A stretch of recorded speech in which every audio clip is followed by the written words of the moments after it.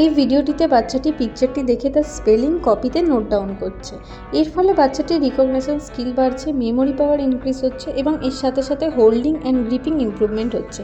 এছাড়াও বাচ্চাটি কিছু দেখে তার স্পেলিং লিখতে শিখছে।